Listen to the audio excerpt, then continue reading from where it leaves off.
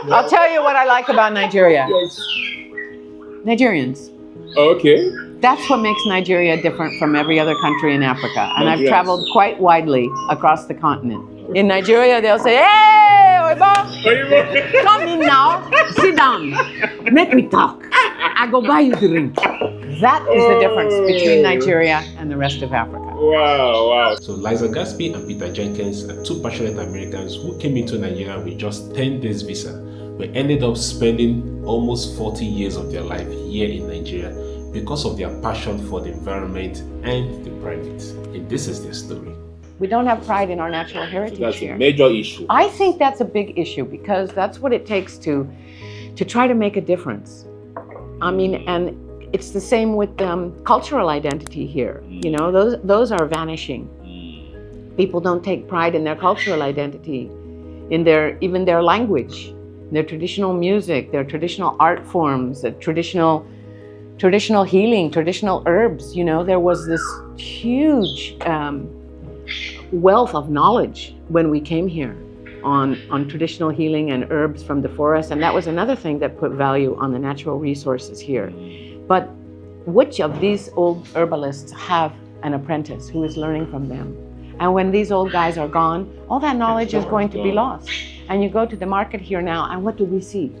We see herbal teas imported from China, herbal cures imported from China. How do we know that those things work? What's wrong with our traditional ones here? Well, my name is Liza Gadsby, and we came to Nigeria, Peter Jenkins and I, in 1988, just traveling across Africa. We did not plan to come here and stay. But one thing leads to another. You meet someone and you meet another person, and Nigeria had a lot of charm in those days, and there was a lot of interesting opportunities in areas of science and wildlife conservation that we became involved, and we're still here 36 years later. Short, we arrived with the 10-day transit visa, and we have now been here 36 years. Liza Gadsby and Peter Jenkins started working in Nigeria in 1988 to prevent the extinction of the highly endangered rare monkeys, Mandrillus leucoferus. They founded a non-profit organization called Pandrilus that ranches drills in Bancho and Calabar in Cross River State of Nigeria. Why was it very important to conserve the drills? And why did you take special interest in that? Because there are other animals that could be conserved, but your major work is on the drills. Well, I don't think that one species is more important than another. Just like I don't think that human beings are more important than drills or elephants are more important than whales. I think we are all of equal value. And the drill is a very rare species. It's one of the rarest animals in Africa.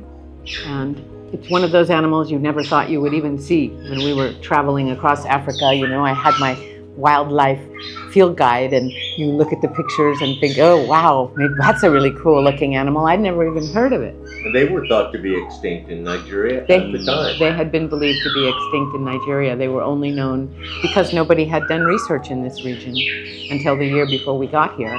And they were only known from the Korup National Park in Cameroon, which is due east of here in Calabar. And when we got to Boki, we discovered that drills were also living there.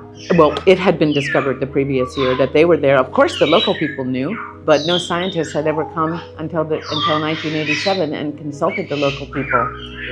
So gradually, over time, we became more interested in drills. I had no particular interest in primates or gorillas. The animals that actually interest me are things like tapirs and hippos and giraffes and okapis. And birds were my real love, my first interest. But we became concerned about the drill because they were so endangered and they were so little known. So after our first year of working in Kenyang and trying to organize a community conservation program in the Embe Mountains, we decided that we needed to find out more about drills, and we contacted the world's so-called experts, and nobody knew anything, and they said, go do it. So we found a little bit of funding. We had all our own vehicle already and equipment that we had driven to Nigeria with camping. So we're used to living that way. So we found a little funding to find out where the drills still survived in the world and what nobody even knew where they were supposed to be, where their original boundaries were. And as it turns out, it's from the Cross River to the Sanaga River in Cameroon, which flows between Douala and Yaoundé. It's just a little sliver of Africa. With the And- Bamenda Highlands as the northern boundary. Okay. And this is, so Cross River State is part of this area. We call it Cross Sanaga region. And it has a unique biodiversity, animals and plants that are found here in this little Cross Sanaga area. And only here. Are found only here in the world. So it's one very high concentration, an area with very high concentration of biodiversity endemism, meaning species that are found nowhere else. So we surveyed the area. We spent about 3 years, and we did it by going into identifying forest areas on the maps and going to those places and going to the communities and speaking to the traditional rulers and asking them to give us the best hunters in the village and interviewing the hunters, because they were the only people in the world that knew what animals were living in these forests, right from here to through Cameroon. They were untapped reservoir of knowledge. Yes. And both young active hunters and then the old retired hunters that could tell you historically about those days, so you could get an idea of what was happening to the populations, what changes were happening in the forest with wildlife populations, and get a larger view of what's been transpiring the last decade. For the better part of your life, you're actually spending it in Nigeria. So, yeah, so what is it like for you, basically, your story, like living in Nigeria in those days and living in Nigeria now, and all of that? When we came, I love Nigeria. Yeah, this is a great place. Calabar, come and live and be at rest. Calabar. The population of Nigeria back in the early 90s and the late 80s was around 65 million. So you had much lower population density. The amount of natural resources that were still intact was extraordinary. The density of wildlife generally in the forest, it's not even close to the same today. In fact, it's appallingly low now. But in those days, this was a wonderful place to do research. Communities were very welcoming in those days. Life was cheap here. Diesel, which is what our Land Rover ran on, was 35 kobo. Kobo, a leader, a young person today, do they even know what is a kobo? I mean, the good days, you went to the, so for poor researchers, yeah, you go to the market with 20 Naira, you come back with 2 heavy bags, and you get change for pocket. So we actually, once we had decided to start doing this research to find out where drills still remain and find out a bit about their natural history, we found we couldn't actually afford to leave. Nigeria was the best value country on this continent, by far. And what was great about it, I think, was people didn't have everything in those days. Things were very simple here, but people had everything that they needed. Yeah? The food was cheap. There wasn't complaints about the cost of food. No. Yeah. The roads were perfect. They were beautiful. From Calabar to Abudu or Agoja, there wasn't one gallop the size of a bottle cap. The side drains were cleared. It was like driving in Europe. Yeah. We were stunned when we got here because we kind of struggled going across Nigeria on bad roads. And then we get to Calabar and drive up to Boki, and we're looking at each other going, wow, this is nice. Yeah. Yeah, it was very different. People, And state government was welcoming to us. And in particular, one man who was the wildlife officer for the state forestry. So then it was military governor. yes. Then it was a military governor, and for the most part, the military governors, well, we had support from every military governor They were up to very- 99, and we had support from Donald Duke, we had support from Leo Lamoke, and then Things things changed, changed in Nigeria. particularly in this state. And so if you were involved in conservation of biodiversity, if you were involved in conservation and management of forests, that disappeared with the end of Mila Moke's tenure. How do we get it right? What do you think we can really do to get it right? Especially for the younger people who probably might find themselves in position of leadership tomorrow. Hearing from your story, you have wealth of experience and knowledge. What do you think we can do to get it right as Nigeria when it comes to conservation?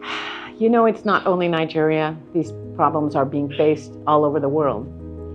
And I think, you know, I've often said, well, even if everything I do does not succeed in the end, if I've inspired somebody to try to do the right thing for their country and for conservation, for wildlife, and for themselves, then I've done something useful. I don't know. I think a curious thing about Nigeria is there is a lack of patriotism. Okay. And as an American, why does wildlife conservation work in our country? It's not perfect, but it works. I mean, we have some obvious advantages. We have a lot more land and lower population density, so there are places for animals to live. Our population is not growing so fast. Then that's intentional. But there is also, it's also, people in America take pride in their wildlife. They see that this is part of my natural heritage. Yeah? The wolf, the grizzly bear. I've never even seen a wild wolf in my life, in my own country, or a grizzly bear. And I don't need to see it. And most Americans will never see one with their own eye. But it's important to them to know that those animals are there, because for them it's part of their patriotism. It's part of their national identity. And they will vote for a politician who's going to protect those things. And they will complain and sign petitions if those things aren't being protected, because they value it. And what I see here is we don't have pride in our natural heritage. We don't have pride in our natural heritage. So that's here. a major issue. I think that's a big issue, because that's what it takes to try to make a difference.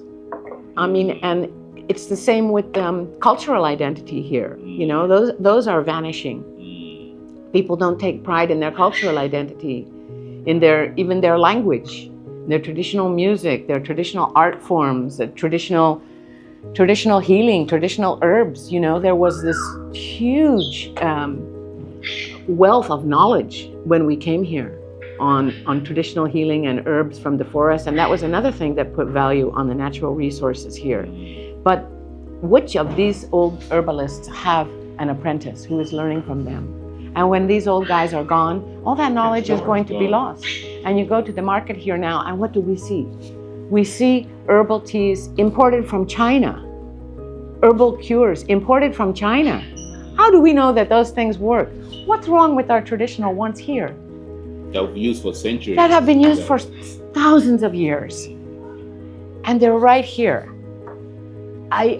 We don't value our own. We want the one from outside, because somehow it's supposed to be better, more effective.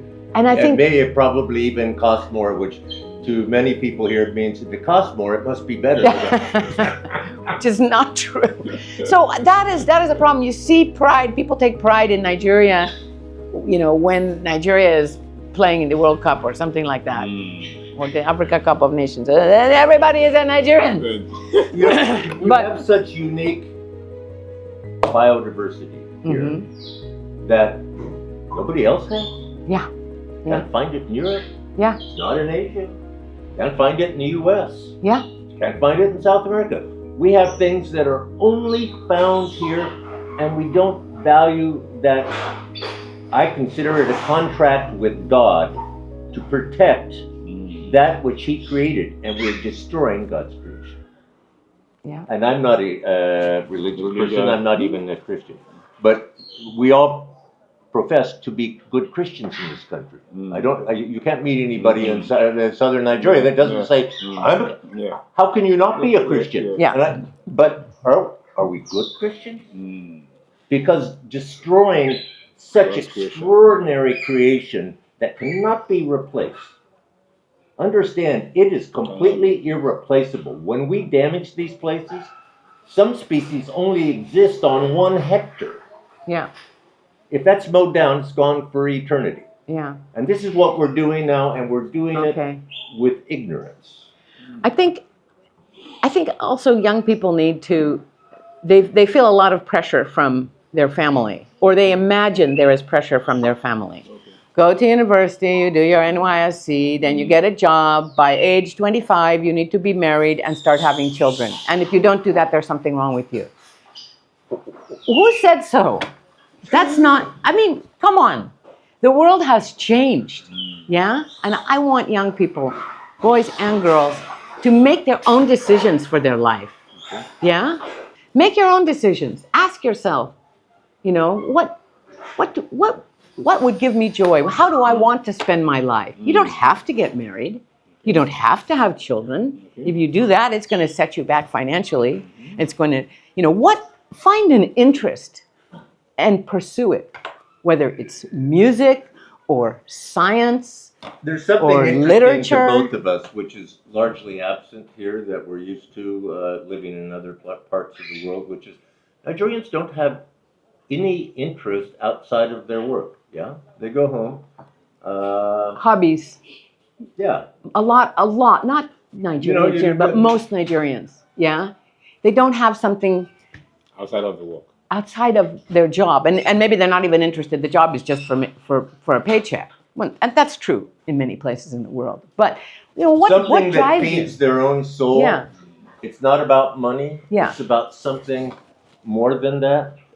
We tend not to do that. Yeah, yeah. And we don't even read very much in this country. No, people are only. When we came here, there used to be bookstores, and now the bookstores or the few places that are selling books, it's only these self-help books: how to get rich quick, how to be a success. Yes. I've never read one of those books in my life. I'm not saying that I'm a success, but I'm just saying people should just think for themselves. Look in their hearts. What interests you? Pursue it. And don't worry about other people's judgments or expectations of you. Yeah? When we came, originally in the late 80s, my favorite bumper sticker that was all over in Nigeria, which was, "Let them say." You remember that one?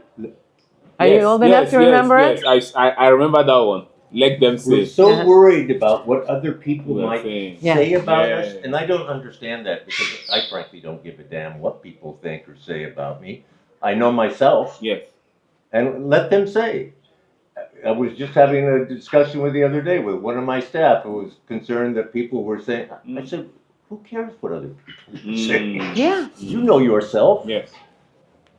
And this young people feeling obligated that they have to have, get married by a certain age, have X number of children. I'm like, what? Oh, well, you don't know my parents. I said, are your parents going to be feeding those children and putting them through school?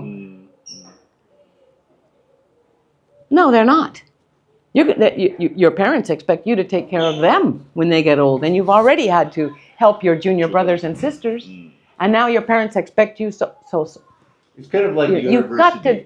The mindset needs to change. You go to university in Nigeria, people rarely are studying what they want to study. That's true.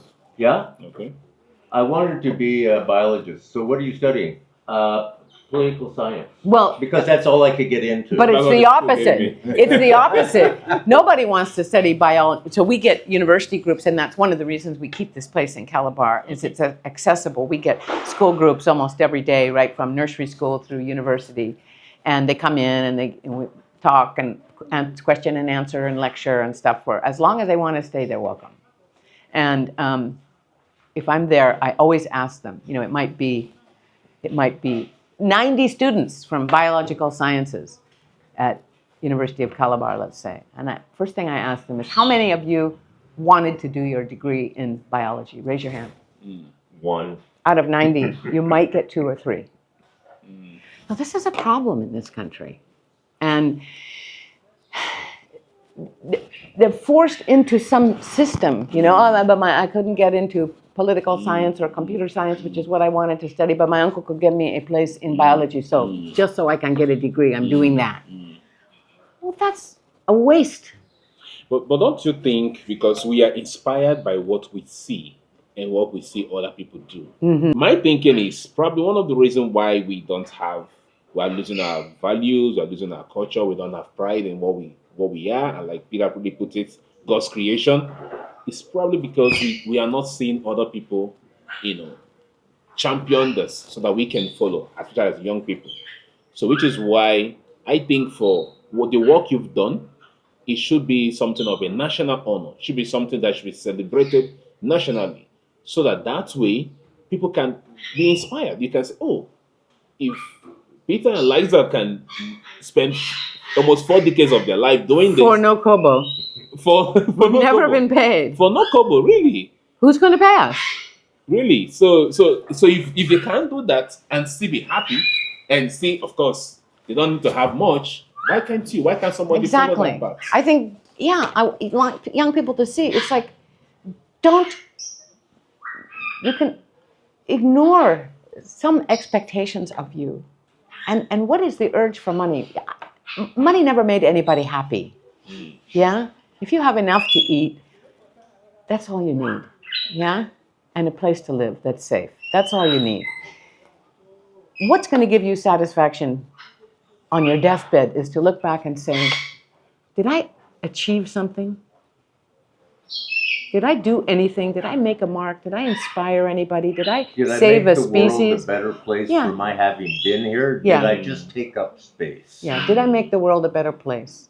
That's all we can hope for. One of the reasons why your country functions the way it functions because you have strong institutions that actually enforce those things or things like that.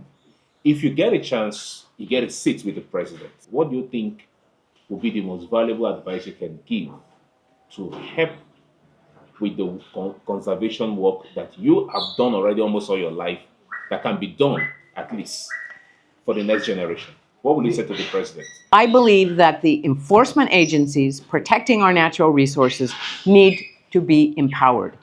Things like they need to have staff, they need to have vehicles, they need to have weapons, they need to be mobilized so they can do their job, and they need training.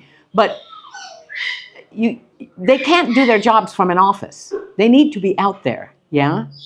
And we need to, specifically here in Cross River and other places in the country, we still look at forests as a resource for revenue generation for the state government. Are you kidding?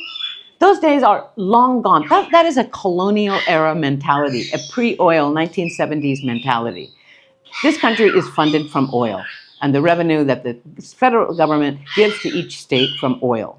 The states do not need to destroy their last forests for additional revenue because the money is not even going into the state coffers anyway. It's going in some August pocket, we don't know. Yeah, and that is a short-term gain, risking long-term disaster for short-term gain. And I think that also possibly a mistake was made in the past, and I think in this country too much power is devolved to the states. Okay. Governors are more powerful than senators. They're actually almost more powerful than the president. And I think that needs to change. I think Abuja needs to take a little bit stronger position. Okay. For example, federal forestry. It still exists. It's still staffed. There's a building there. But there are no federal forests in Nigeria. All the forest reserves are under the states. And then the governor comes in, whether it's this state or another, and he just sees it as his personal revenue source. And where is the federal government? These I can show you a quote there from President Obasanjo when he visited our project at AFI in the year 2000. Yes. Very pleased to be here. I am impressed with the dedication and enthusiasm of the staff. It is worthy of emulation. The flora and the fauna of this rainforest are resources of interest to the world. We must keep them for the future generations and for the world. This was written by the former president. That's his signature right there. And I see him as a very patriotic man, a true Nigerian. He cares about this country. And what he was trying to say there is, these are not just resources for a community or a local government or a state alone. They belong to every Nigerian. They belong to the world. These are things that are not found anywhere else. We have an obligation to preserve what is under our care, which are the natural resources of this country, for the whole world. Okay. So I appreciated his comments, which is why they've stayed up here on my wall all these years. So what do you think is the impact of your work to children? And I get some kind of advocacy to get more kids coming in here to learn. Surprised how many come here, Yeah. And they come 50 at a time, 90 at a time, sometimes 500 in a day. One of the things I'm proud of, and it's happened to me many times in the last few years, we love taking families around here. People come with their children. And the people that are bringing their children themselves came here as children. Mm-hmm. Oh. Many times it's happened. I'd be there with the parents and their little kids, and I'm giving a lecture, and the guy tells me, we don't live in Calabar anymore. We just we're living in Lagos or wherever, and we came back just to see some family members, and I wanted to bring my children here because I remember coming here. I remember coming here when I was in primary school, and it changed me, and I wanted to bring my children, and that really makes me feel great. Yeah.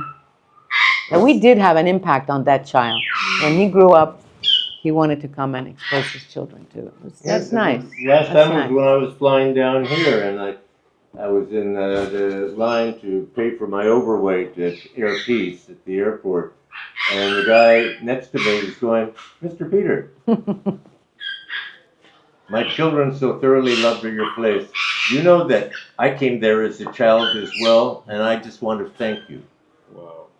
That's how we get paid. Yeah, that's our payment, is that we're able to provide that experience and touch somebody's life. And in the end, that's how things change.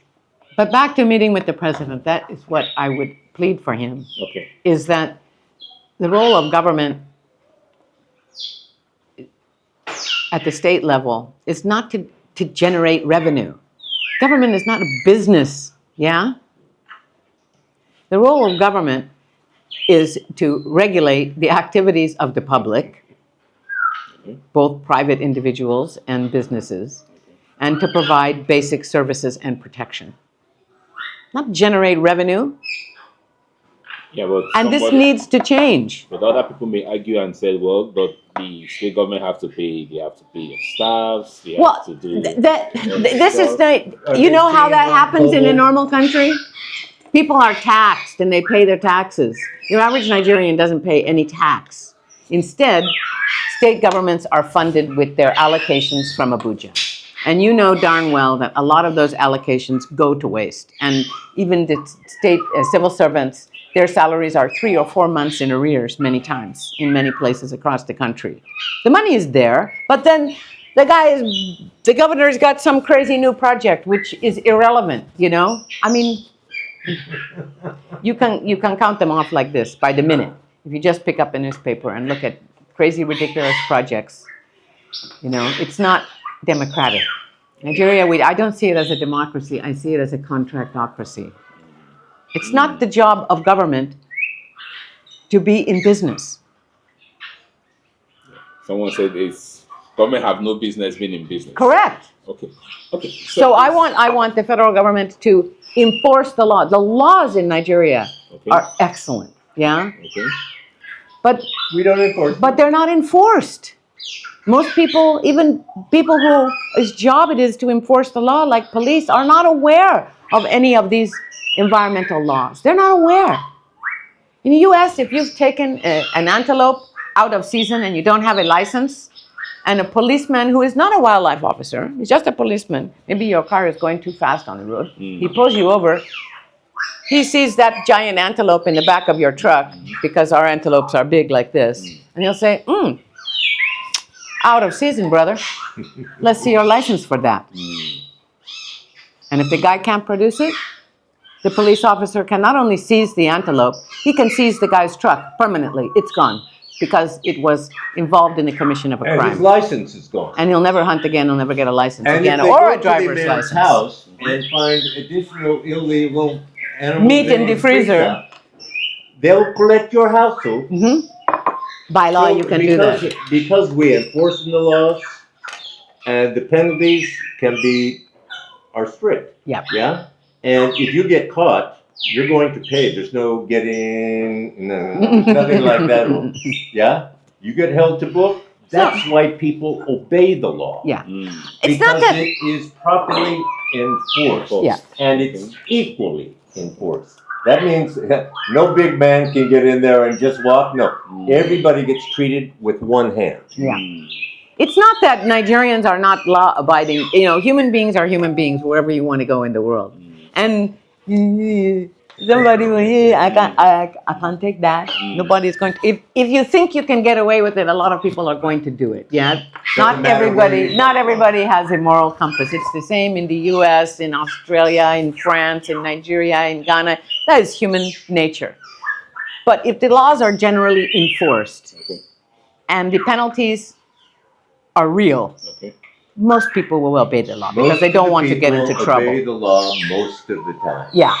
But here in Nigeria, the law is not enforced. Do you have some kind of sponsors from Nigeria as well? We did in the past. There was a time when the project was about Almost two-thirds funded from within Nigeria. Okay. And that was, part of it was an allocation from state government.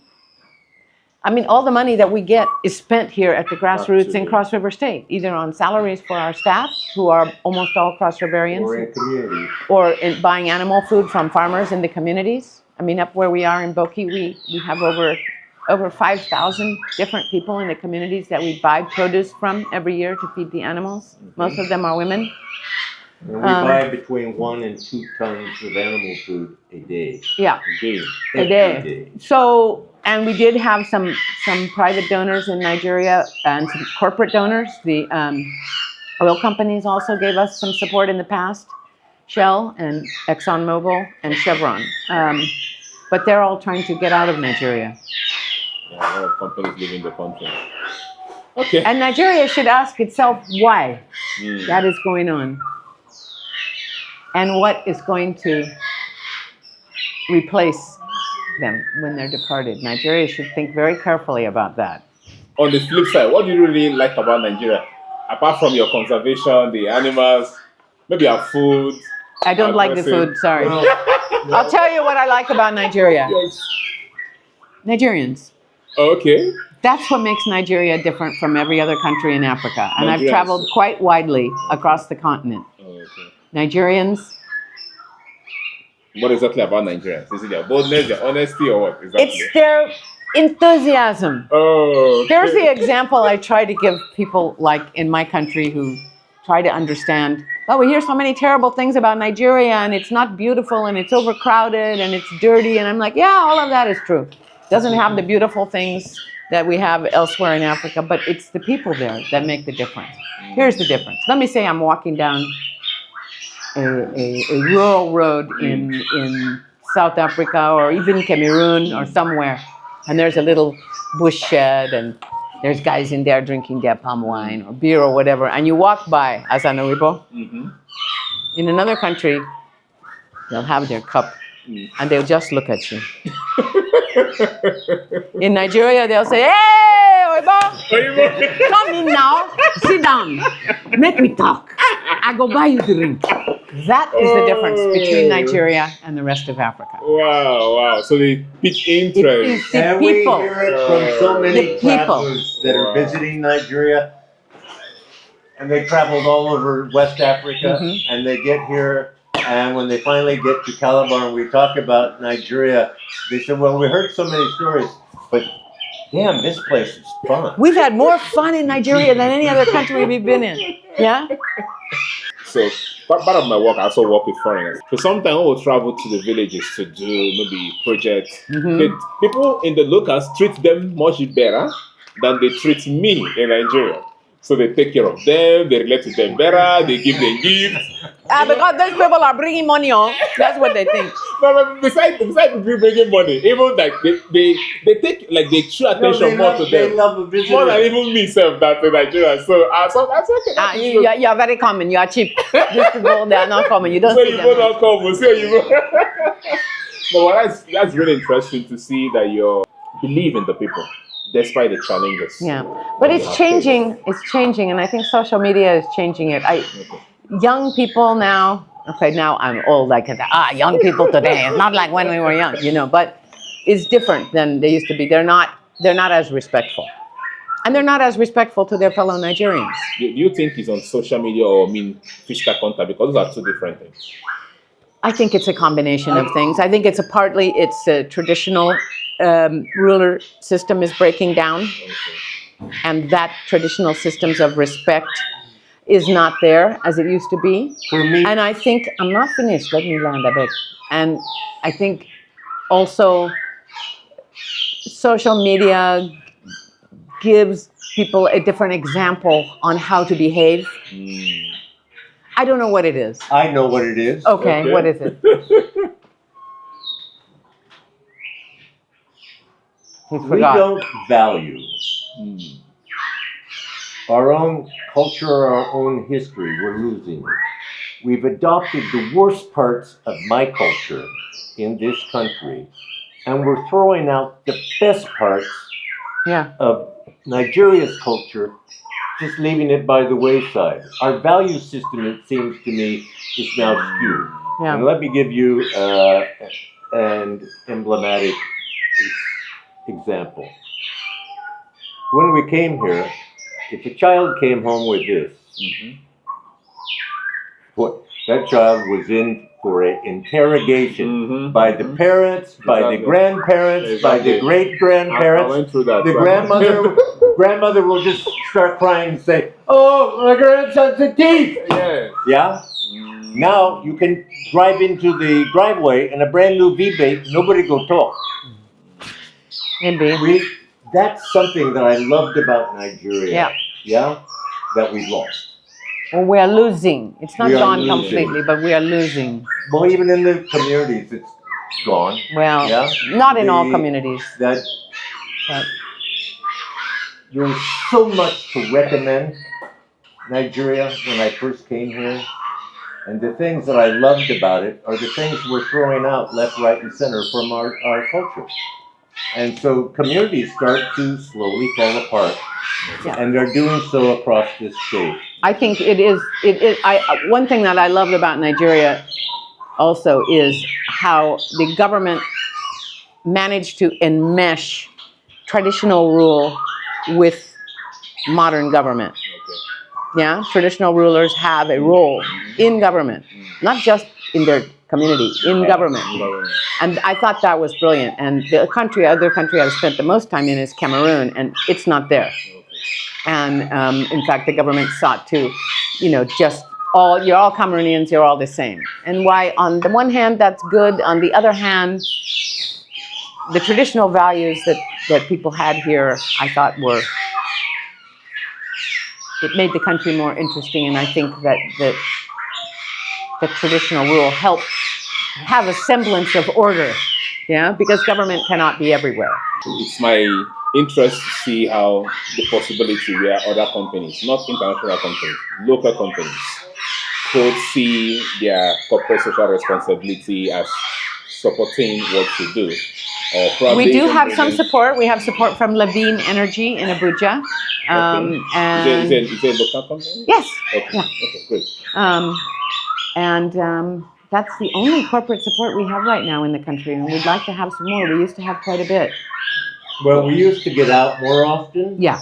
And so we'd be in Port Harcourt, Warri, Lagos, Abuja. Yeah. When we were young and full of energy, Yeah. we don't old though. No. But you still come Abuja. If you ever very get a chance. very occasionally, probably maybe more often in the future, because we need to rekindle our relationship with the federal government. Yeah. I believe it's important to the project that we do so. Yeah. And we used to have a close relationship with the federal government, and that's kind of fallen by the wayside through, nobody's fault. It just happened. Yeah. And I want to note for the record for your listeners, Yes. you're hearing these African gray parrots. They were confiscated in Lagos by Nigerian Customs. They were transported down here. Nigerian Customs working with some international and local NGOs. And National Park. And National Park Service, Nigerian National Park Service. And they are here in the next to the last stage of rehabilitation before we release them back to the wild, up at Afi. So it will be released back to the wild. Absolutely. But talking about releasing back to the wild, the drill monkeys in the Afi mountain. So what has happened? They hasn't been released back to the wild. That's a long story for another interview. Okay. But we would certainly like to do that. That was our original plan of the project. Yes. Okay. Great. Thank you so much for talking to us. And definitely, if you get a chance to visit, I'm not be a rich man, no. But if you get a chance to come to Abuja, I'd like to be your host. Thank you very much. So, that's kind of you. Well, thank you for making the time and the effort to come not once but twice to Afi. I love it. I can't think of a better place to go to, actually. And Well, I was really impressed that now at least at the Starlink, we can at least check our work, because last time I was worried I can't check my emails. Yeah, but it's a mixed blessing, that one. I mean, you get more work done when you don't have internet. Yes. And for a lot of people coming, that was the true vacation. True vacation, away from your... Yes!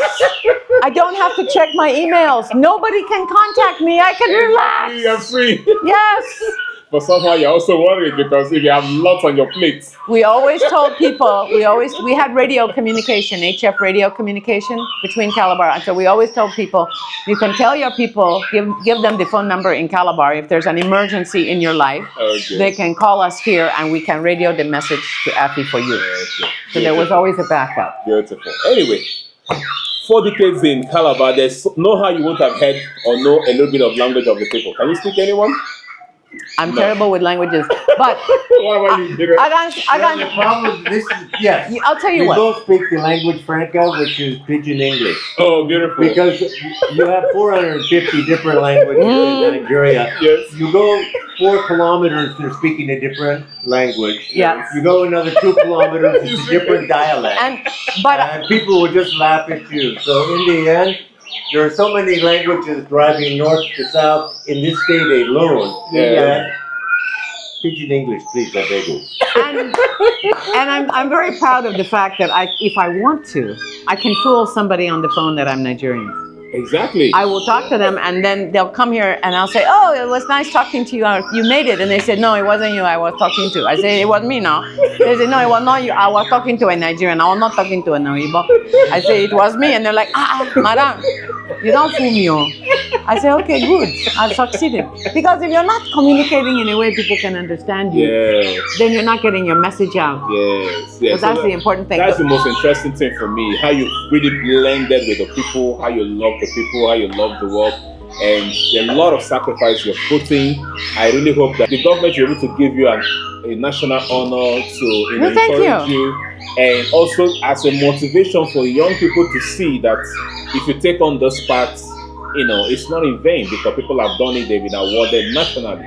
So that's what I really look forward to. If the government reached out to you today, I mean the federal, I'm not talking about the states. Of course, you've worked with the state before, but if the federal reached out to you today to be probably an advisor or to head a department in championing this, is this something you have energy We'd for? certainly be happy to advise. I really hope that this current government or any other government at all in Nigeria will consider honoring these 2 passionate Americans for the selfless work they have done in this country for almost 40 years. I haven't seen any Nigerian or any foreigner who is as passionate as these 2 Americans when it comes to conserving and preserving the environment. So, or at least, take them into the advisory board of the Ministry of Environment or any of the, agency that is handling our environment in Nigeria. These people have wealth of knowledge that should be utilized while they are still very much strong right now.